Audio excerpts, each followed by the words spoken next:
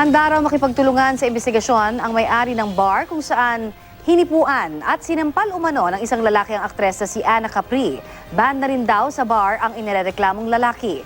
Balitang hatid ni John Consulta.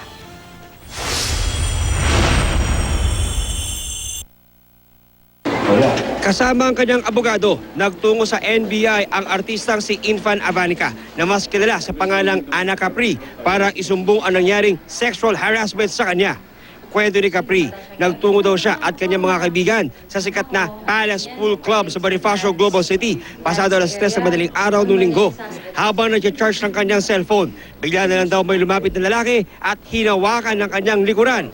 Sa tingin ni Capri, nasa 50 taong gulang na raw ang lalaki at may taas na 5'7". Dumiretso talaga siya. Tapos mamaya bilang may gumanon sa akin. Gano'n ko na siya, what's your problem? Why you carry my ass?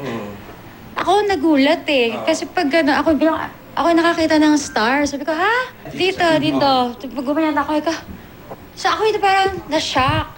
Ang problema pa na nasa-shock ako, meron pa siyang ginawa, ganyan niya pa ako. Ang masaklap daw, sa halip na hulihin, mga security pa raw ng establishmento ang nag-escort sa suspect paalis ng bar.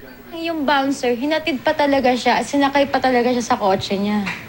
Ay ko, ang ganda naman yan. Ganda ng services, diba? Porque ba VIP siya ng VIP ng ganito? Ibig po ba sabihin, porque VIP tayo dito sa isang lugar na to, okay lang ba tayong mangmolestya ng ibang tao? Napakaliit na bagay hinihingi ko.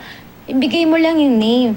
Kasi katulad ngayon, kaya ako nahihirapan, hindi ako makapag-file lang maayos agad because wala kaming name. Ayon sa pamunuan ng The Palace Pool Club, handa raw silang tulungan si Ana Capri at ang investigasyon ng mga otoridad.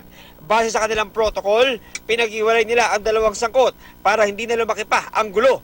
Pinalabas daw nila ang lalaking nanampal kay Capri na permanenteng ban na ngayon sa kanilang bar. Ayon sa NBI, hihingi sila ng kopya ng CCTV ng bar para makatulong sa kanilang investigasyon. The best way siguro to have the identity is dun sa CCTV. And hopefully the club will cooperate in the conduct of investigation. Otherwise, baka sila pa ang ma-charge ng obstruction of justice. Hindi. Posible raw makasuhan ng paglabag sa RA 9262 o violence against women, sexual harassment at physical injury ang suspect.